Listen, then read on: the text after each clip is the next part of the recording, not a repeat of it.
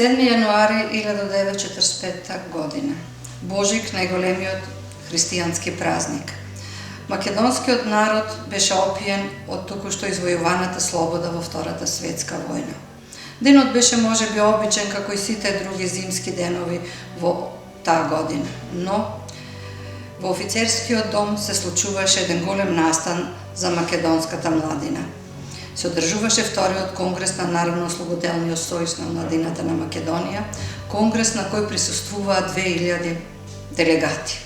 Делегати од Македонија, од трите делови на Македонија, од Пиринска, Егејска, Вардарска Македонија, младината од сите југословенски федерални единици, младината на антифашистичките земји на Советскиот сојуз и на другите источни земји. Сите громогласно внатре во просториите на офицерскиот дом извикува на Берлин, на Берлин. Конечно се гледаше крај на Втората светска војна, во која антихитлеровската коалиција ги собираше ловориките на својата победа.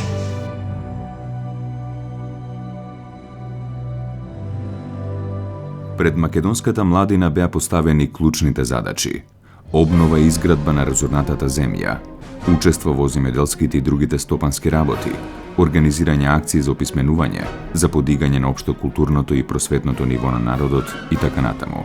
Истовремено во еуфоријата на скованото братство и единство со југословенските народи и интернационалистичка слога со целата антифашистичка младина, се нагласуваше големиот долг на македонската младина кон татковината Југославија, учеството во завршните операции за нејзино конечно ослободување.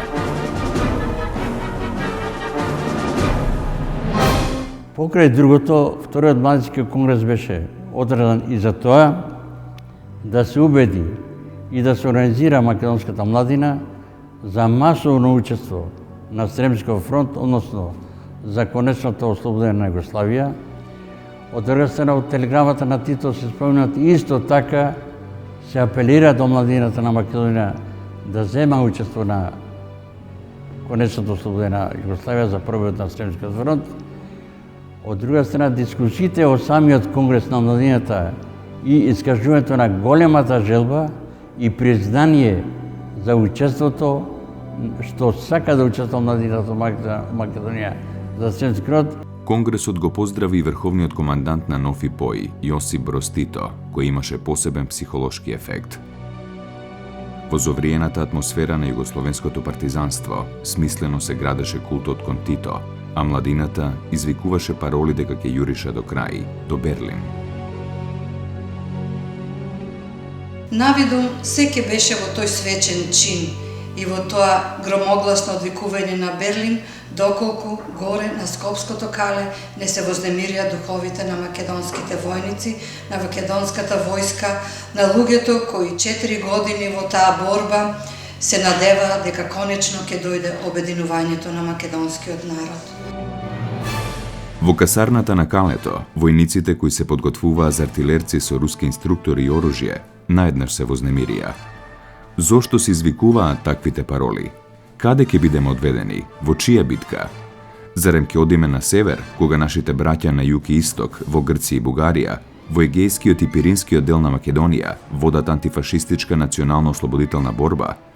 Кога е јасно дека само на тој начин македонскиот народ може да се здобие со правото на самоопределување, дека сега е историската шанса за негово обединување.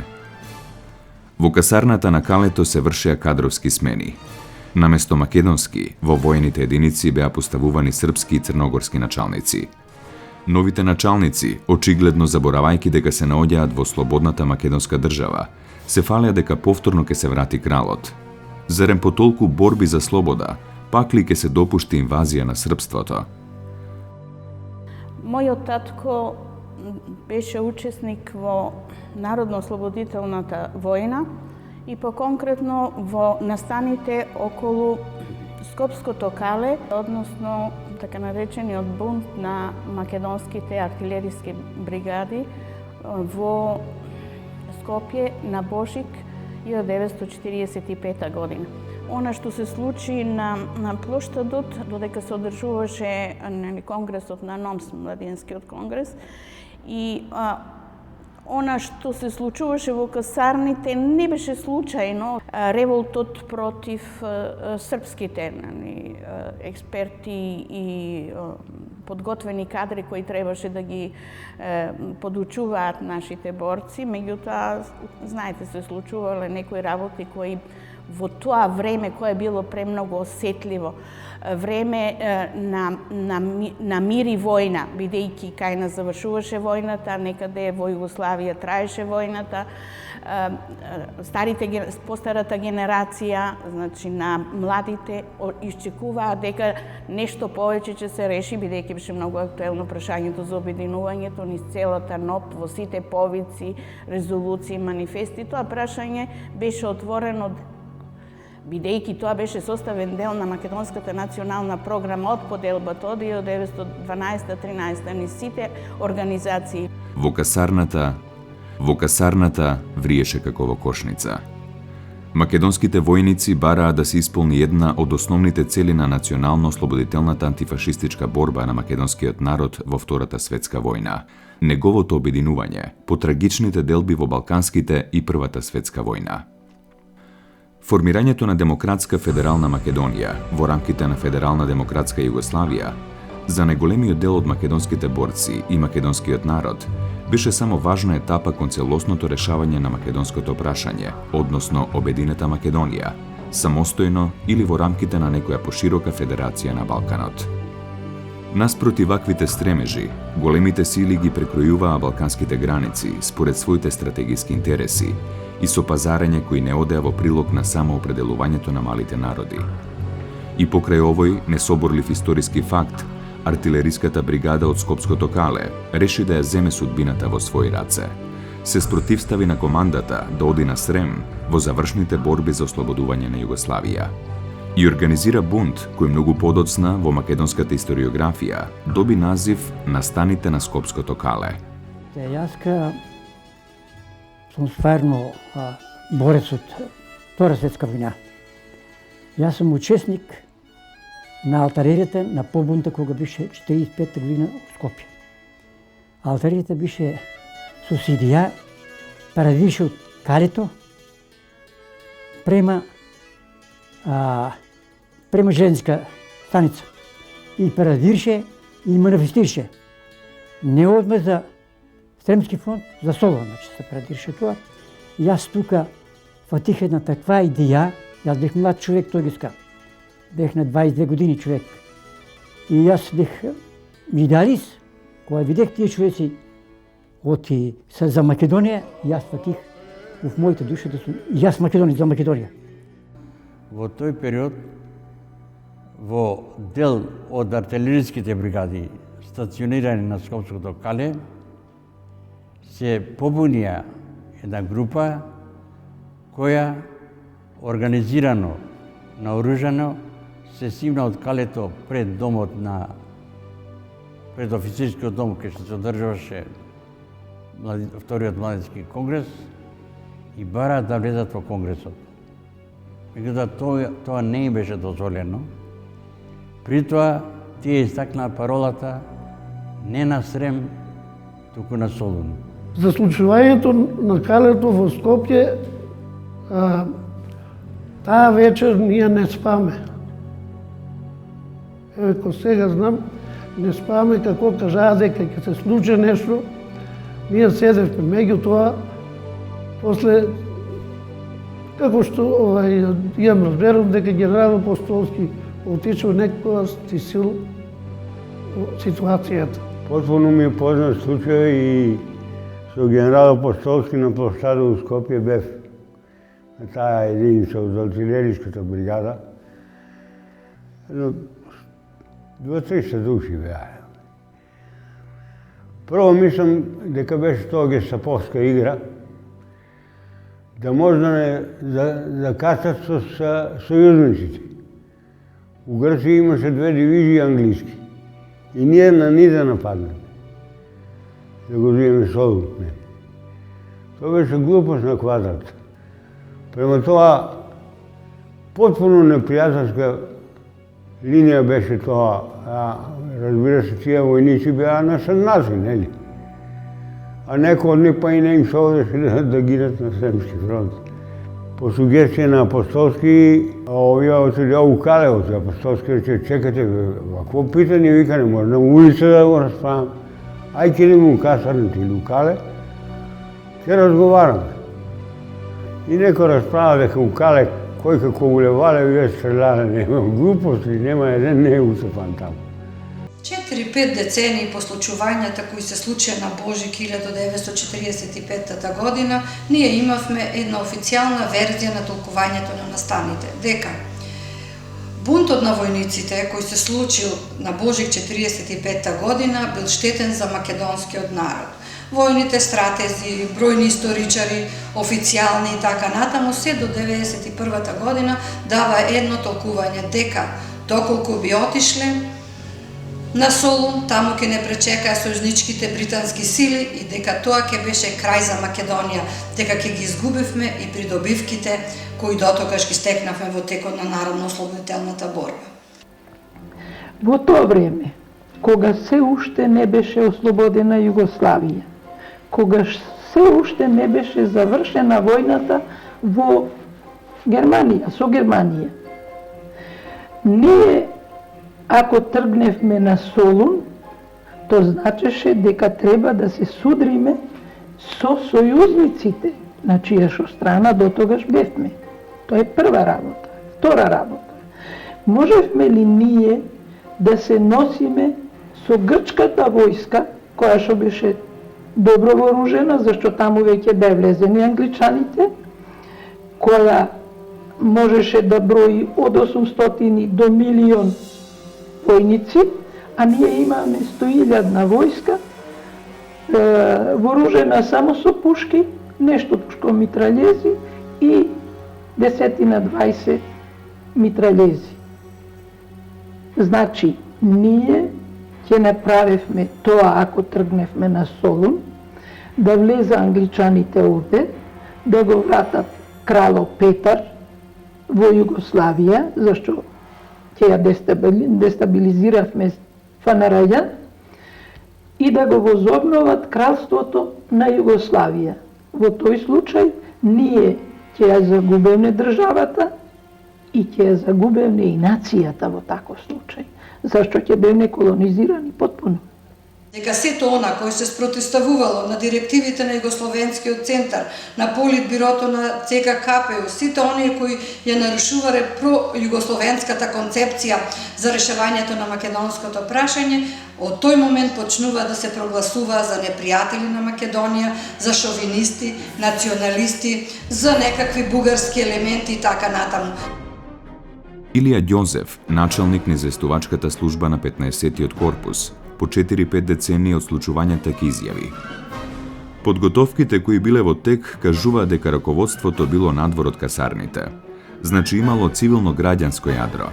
Факт е што по тој настан се позатворени голем број видни патриоти. Не било опфатена само артилериската бригада на Кале. Тука било организиран и штипскиот гарнизон. Во една касарна имало и човечки жртви. Така, негодување кон наредбата да се оди на Срем имало и во други градови среде македонските единици. За тоа се сеќава и Никола Коларов, еден од судените во битолската група на ВМРО во 1947 година во Битола, кој вели: и во Базерник и во околината се јави отпор кај мобилизираните младенци за војска да одат на Срем. Тамошните позадинци открија дека јас сум ја расширил таа идеја. Тоа се случувало при крајот на 1944 година.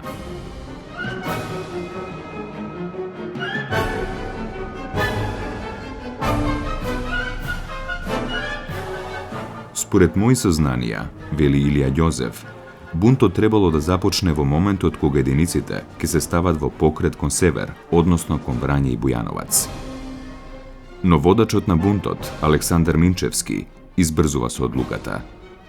На Ден Божик, 7 јануари 1945 година, околу 9 часот, артилериската бригада од Кале излегува на улиците на Скопје. Војниците парадно построени, со развеано знаме се упатуваат кон плоштадот. Громогласно одекнувало: Солун, Солун, не иќеме на Берлин, сакаме на Солун. Заедно со топотот на цокулите се слушале песните "Напред браќа македонци", "Во борба" и други. На плоштадот се направил полукруг пред офицерскиот дом. Атмосферата била прегреана. Во хор, бунтовните борци го извикували името на нивниот командант, Михајло Апостолски. Да излезе пред нив, да им објасни. Апостолски веднаш реагирал. Пред Метропол им одржал кус говор, прашувајќи: "Војници, со мене ли сте?" "Да," рекле тие, "ние сме со вас." "И јас сум да идеме на Солун. Ајде да седнеме во касарната и таму да се договориме како и на кој начин ќе одиме на Солун." Неспорниот авторитет што го уживал Апостолски сред војниците ја смирил ситуацијата. Тој мирно ги вратил бунтовниците во касарната на Скопското кале. А вештина е командување управо у томе да ти успиеш да и од слабих војника, необучених војника, да створиш добре војнике, да онеобучени команданата створиш добре команданте и да организуеш напад тако да могу да добиеш битку, да можеш да добиеш битку, а да не претрпиш тешки губитки. Сем, наравно, нужни губитак, свака битка мора да има. Тој е, мислим, у том погледу може се говорити о Апостолском као добром војсковоđи, добром команданту. Генералот Михајло Апостолски успе мирно да ја врати војската во касарната. Во односно на станите на Скопското кале, кои ги опишуваат Светозар Вукмановиќ Темпо и Лазар Колишевски во разговарите со Клјакиќ, има известни неусогласености и во датумите, и во смирувањето на настаните и така натаму, но индикативно е оценката на Светозар Вукмановиќ Темпо, каде тој ги омаловажува овие македонски борци, сметајќи ги јас вика дојдов следниот ден на 8 јануари, дошол во Скопската касарна, вика јас ги построев, им одржав еден строг говор, како не ви е страм, виков ја видов војската распашана, растурена и така натаму, дава една слика на воена недисциплина, на една, дека тие борци биле туги елементи, нека не знаеле што сакаат, па вика вие цел живот во војната не испукавте ни еден куршум, а сега ете наедна станавте големи македонци, па барате и се спротиставувате на наредбите на военото раководство. Значи, воопшто неговата слика за сето она кој за македонските војници кои ги затекнал таму е многу негативна, многу лоша. Додека се земат, мислам претходно, ако ги земите разговорите на Апостолски кој ги дава интервјуата негови и така натаму, ќе се види дека се работело за војници кои извонредно брзо ги совладувале воените вештини, кои биле добри и дисциплинирани војници во таа воената обука која се спроведувала Скопското кале, така што не држат тие оценки. Исто така, кога ќе се споредат оценките на Темпо со оценките на Пецо Трајков, полковникот од Егејска Македонија по потекло, кој исто така еден голем македонски патриот, кој заедно со македонските доброволци ја предводел, бил командант на бригадата Гоце Делчев која доаѓа во Македонија, неговата слика е сосем поинаква. Тој дава слика на македонски патриоти кои со огромна радост дошле во Македонија да помогнат за конечното ослободување на својата татковина. По 4-5 децении, Лазар Колишевски, тогаш прв партиски човек во Македонија, за овие настаник изјави: "Во завршните борби за ослободување на Македонија, во времето додека ја создававме Македонската република и ги средувавме состојбите во земјата, ни се противставија остатоци од поразените реакционерни сили. Логичен израз на политичката битка и победата на линијата на Комунистичката партија на Југославија беше формирањето на Централниот комитет на Комунистичката партија на Македонија, која што на својата прва седница можеше да донесе одлуки за натамошниот разговор на востанието. Израз на тоа беше масовното разраснување на востанието, посебно во Дебарца, Тиквешко, Кумановско. Населението во пролета на 1943 година масовно се крена во борба против окупаторот. Масовноста на востанието, силните удари што нашите партизански му ги нанесуваја на окупаторот, се поголемата слободна територија, го поставија на дневен ред и создавањето на покрупни војни единици, односно создавање на Народно-освободителна војска на Македонија. Индикативно е тоа што кога се случуваат овие настани, кога треба да се расчистува со учеството, односно со бунтот на македонските бригади како воен бунт кој морал да биде санкциониран, никаде не можете да го најдете македонското државно раководство на чело со Методија Андонов Ченто. Секаде се јавува Лазар Колишевски, партискиот секретар, значи политичкиот секретар на КПМ, расчистив со ова, превзедов ова направивме во Касарната, организиравме наши лојални луѓе за во Касарната, во Штипка, да кажам и така натаму. Го нема Ченто, го нема Кирил Петрушев, повереникот за внатрешни работи. Никаде го нема државното раководство. Тоа е потиснато на сметка на корпусот на одбраната, односно на сметка на ОЗНА и на партиското раководство. Значи, директно со овие настани расчистува партискиот секретар, а не државниот, односно раководител на македонската држава, и тоа може да се види ни сите. Многу интересни е тоа во книгата која Клјакиче пишува за Колишевски, во разговорите со Колишевски, секаде Колишевски станува: јас направив ова, јас презедов ова, јас расчистив со ова, веднаш проведовме телеграмата на Тито за да се расчисти со учесниците во бунтот и така натаму. Значи партијата со ОЗНА во спрега се создава една партиско-полициска држава која расчистува со настаните и односно со учесниците на Скопското кале. Но генерал полковникот Тодор Атанасовски на прашањето Солун или Срем, меѓу другото ке каже: тогаш во тоа време Господ да не му даде кој не сакал Македонија да биде цела. Но знаете што ќе се случеше ако тргневме на Солун? Тогаш ќе изгубевме Македонија. Војнички сосема ќе изгубевме Македонија. Знаете ли тогаш какви се договори не беа направени меѓу сојузниците? Ние не можевме да ја задржиме сојузничката војска на границата, а ќе ги упропастевме и тие придобивки што веќе ги имавме. Редакторите на објавените документи на станите на Скопското кале во предговорот се децидни дека немирите се тесно поврзани со прашањето за целосно обединување на Македонија. Меѓутоа се согласуваат со оценките на Апостолски и Атанасовски дека тешко можеле да се спротивстават на британскиот интерес во Грција, зацврстен со договорот во Москва меѓу Черчил и Сталин во октомври 1944 година. Сојузното војно-политичко раководство било крајно вознемирено од случувањата во Македонија. Јосип Броз Тито веќе претходно бил предупреден од представниците на британската мисија во Македонија да не дозволува ширење на идеи и акции кои ќе го загрозат британскиот интерес во Грција. Со други зборови, биле вознемирени од барањата на македонската војска, на македонското државно раководство и на македонскиот народ за обединување на Македонија. На големиот митинг на плоштадот во Скопје, на 10 јануари, командантот на Генералштабот на Народно-ослободителната војска на Македонија, Михаил Апостолски, соопштува дека 15-тиот корпус на македонската војска ќе се бори за уништување на фашистичките сили во Југославија, во Берлин да го постават знамето на Југославија. Добихме наредба од врховниот командант да комесарот на главниот штаб и јас отидеме во Белград да реферираме за положбата во ситуација и за проблеми кои постојат по ослободувањето на Македонија.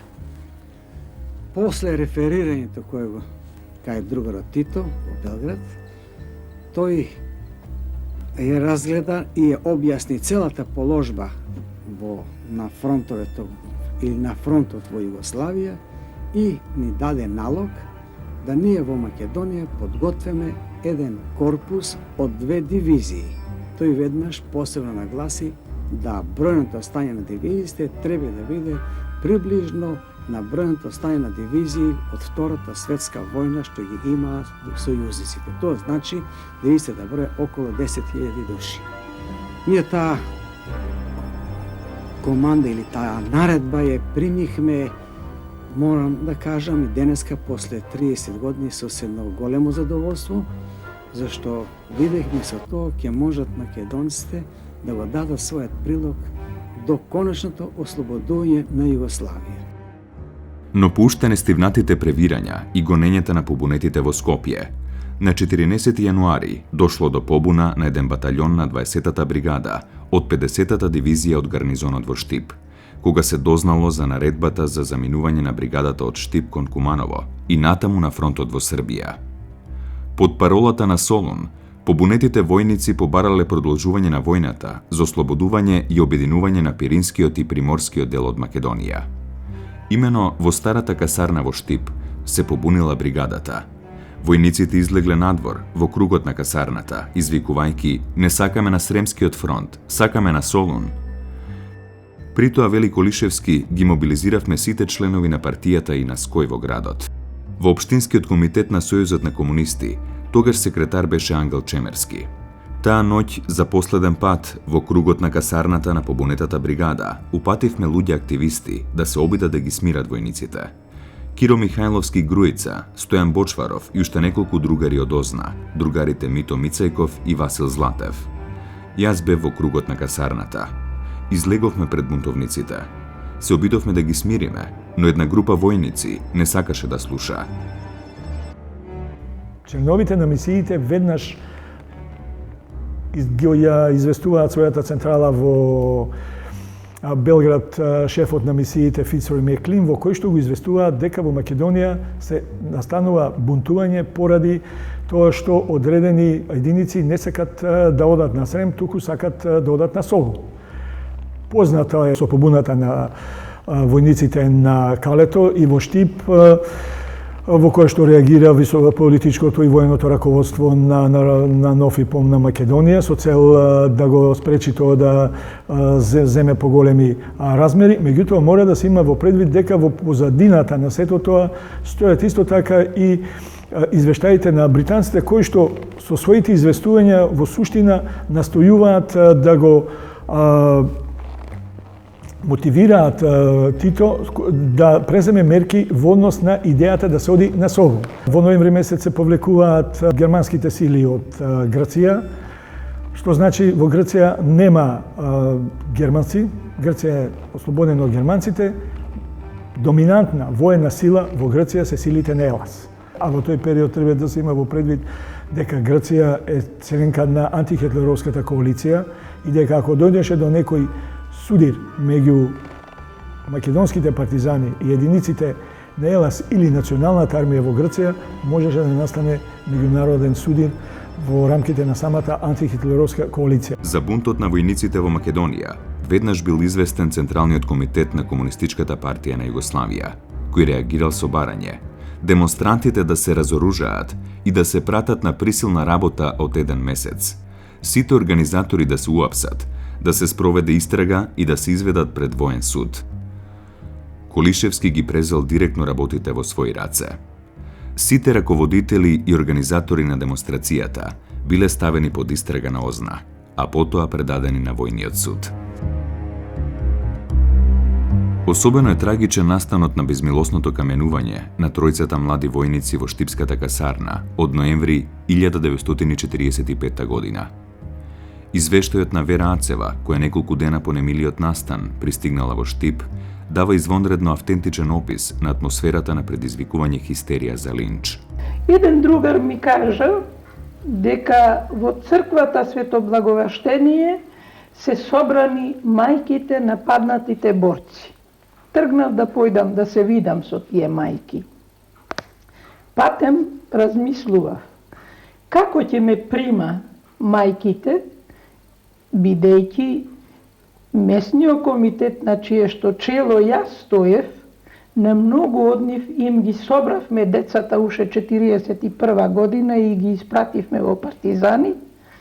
Сега јас се враќам жива, а нивните деца останаа на бојното поле.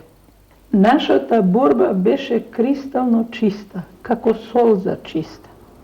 Во Македонија управо не успеа да бида изедени децата на револуцијата. Немаше убивања, мислам. Али затоа имаше отстранување.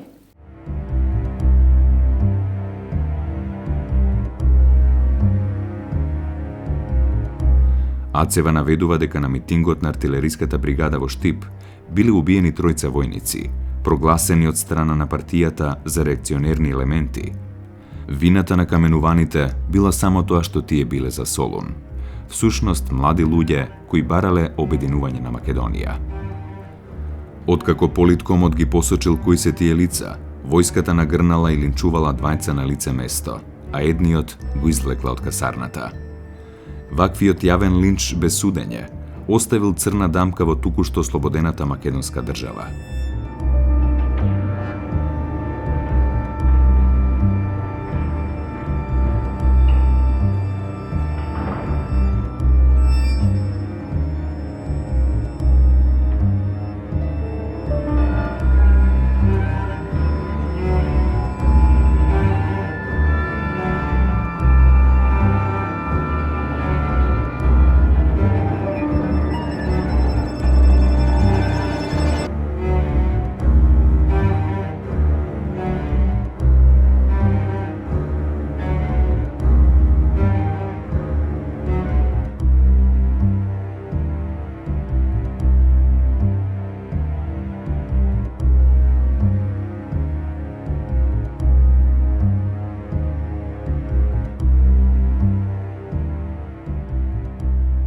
Според повеќето сведоштва, побунетите единици набргу биле разоружани, а главните учесници задржани во истражниот затвор до одржувањето на главниот претрес на 27, 28 и 29 април 1945 година. Иако првиот претрес, се уште недоволно подготвен, бил одржан веднаш на 29 јануари. Пред војниот суд на Скопската војна област биле изведени 39 лица поради организирање и учество во отворен бунт против установениот ред поредок на Народно-слободителната војска на Југославија. За кривична одговорност беа земани истакнуваните пароли против одењето на Берлин, а за Солун, квалификувани како предавство на народните интереси на самата борба. Обвинетите организатори, потикнувачи и непосредните учесници, војниот суд на тајно судење ги прогласи за виновни и осуди 34 лица. 12 лица на смрт со стрелање, 13 лица на долгогодишни затворски казни, а 5 лица беа ослободени од обвинението. Војниот суд при Штипската војна зона изрече смртни пресуди на 6 лица кои беа извршени. Може би не директна, но индиректна последица на случувањата на Скопското кали и на бунтот на македонските артилериски бригади беа ликвидациите во неколку македонски градови кои се случија на 15, 14 и 15 јануари истата 1945 година. Се работи за масовните ликвидирања во Куманово и во Велес. Во Куманово се предпоставува дека биле од 48 некаде до 54, точно не се знае нивниот број, бидејќи гробницата до ден денес не е пронајдена на ликвидираните граѓани од Куманово и Кумановско, додека во Велес биле ликвидирани 53 граѓани без судска пресуда, прогласени како непријатели. И може би овие настани кои се случиле на Скопското кале го предизвикале гневот на ОЗНА и на партиското раководство да превземе еден ваков крвав чин без судски пресуди да бидат ликвидирани овие граѓани. Дел од нив на вистина сноселе вина за соработка со окупаторот. И доколку се суделе, сигурно ќе биле осудени на смрт, бидејќи во тајакви војни времења нема простување за оние кои биле на страната на окупаторот, кои вршиле злодела врз својот народ. Но се работи за голем дел на невини граѓани кои биле ликвидирани на Велес и кои не доживеале правично едно судење. По нивната ликвидација, нивните роднини доаѓаат кај Методија Андоновченто и го прашуваат: вие ни ветивте дека за секи има правна држава, дека ќе има фер судење, а вие ги ликвидиравте нашите блиски. Ченто бил шокиран и изненаден од таковскиот злосторнички чин. Дори кажува дека отишол да се пожали кај Лазо Колишевски и Колишевски само го одговори: знаеш, што е така по сугестија на Кардель, партијата се сложува да биде ликвидирани, а Ченто бил згрозен од таков злосторнички чин, бидејќи вика уште поголем е злостор некого да го убиете без да му дадете шанса за праведно судење. Исто така и Кирил Петрушев, кој бил повереник за внатрешни работи, за овие ликвидации разбрал од роднините на убиените граѓани. Замислете си, 4-5 децении роднините на убиените не смееле да прашат ни каде е гробницата. Дури 94-5 година таму почнува барањето на гробницата во Велес, а гробницата во Куманово се уште не е откриена. Јас колку знам, овој случај во Велес и еден во Куманово имаше таков случај, стрелани луѓе. После ослободувањето тоа се случи и без друго тоа треба да се расчисти до крај. Меѓутоа, морам да кажам дека уште тогаш беше осудено таквиот начин на стрелање, затоа што тие луѓе не бе судени. Тие луѓе не морало да биде осудени сите на смрт. Некои ќе биле осудени, ако биле сите непријатели, на одреден рок во затвор, а не да бидат стрелани. Ликвидираните граѓани биле од различни социјални средини, со различна улога во предвојниот и војниот период. Интелектуалци, членови на ММТРО, на ВМРО, селани, контрачетници, соработници на окупаторот, патриоти, иматели на собственост и така натаму. Истовремено со овие ликвидации, екипи на ОЗНА требало да извршат масовни убиства на затворените граѓани во повеќе градови на Демократска федеративна Македонија. За среќа тоа било спречено, а затворениците били изведени пред суд, иако и судовите суделе по партиска директива, а не според кривично дело.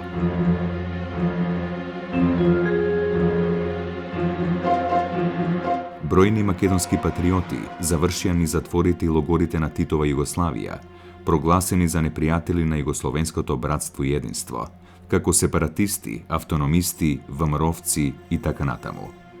Од документите објавени за Скопското кале, немало масакар, но не може да се тврди дека немало никој стрелан. Значи, имало ликвидирање, имало убиства кои се случувале подоцна, додека во Штипската касарна осудените на смрт се ликвидирани и 6 мина од Валандово, граѓани од Валандово се убиени во Штип.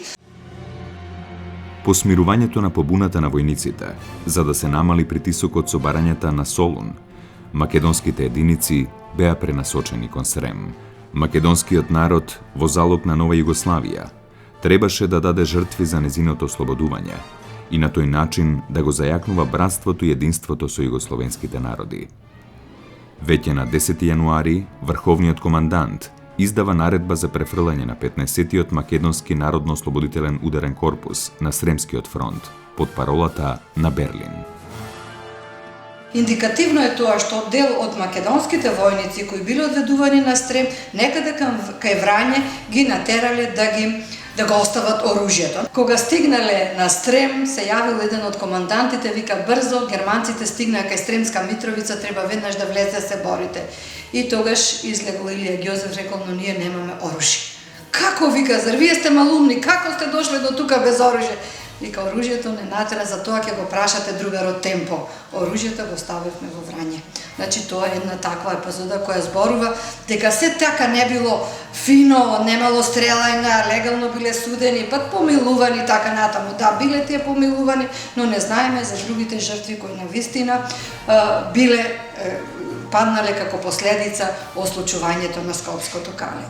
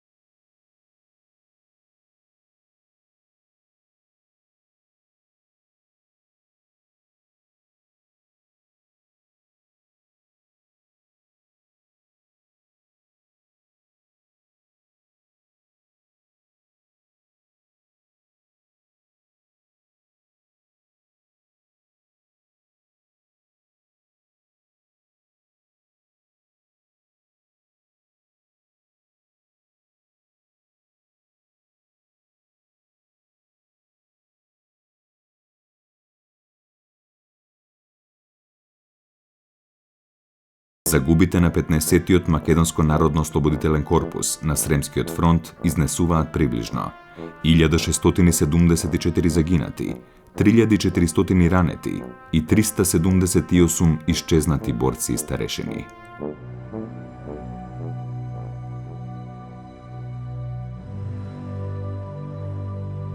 Посебно сакам да нагласам дека настаните на Скопското кале, како чин кој беше припишуван на одредени туги шовинистички елементи кои сака да го нарушат југословенското братство, единство и така натаму, и кои сака да ја рушат Титова Југославија, од еднешен аспект сосема не држат, бидејќи Југославија е 20 години веќе една историска творба која не постои, ја нема. Време е веќе да се симне таа гнасна оценка и етикетирање на овие луѓе дека биле туги пробугарски елементи. Колку нивниот идеал за обединета Македонија да бил нереален во целите тие услови, колку тие да јуришале некаде во ветрот и така натаму, сепак овие настани мора да се оценат како еден патриотски чин на македонците кои во најневозможни ситуации не сакале да се откажат од својот национален идеал, а тоа било обединувањето на Македонија. За тоа обединување и за таа Македонија гинеле бројни синови на овој народ.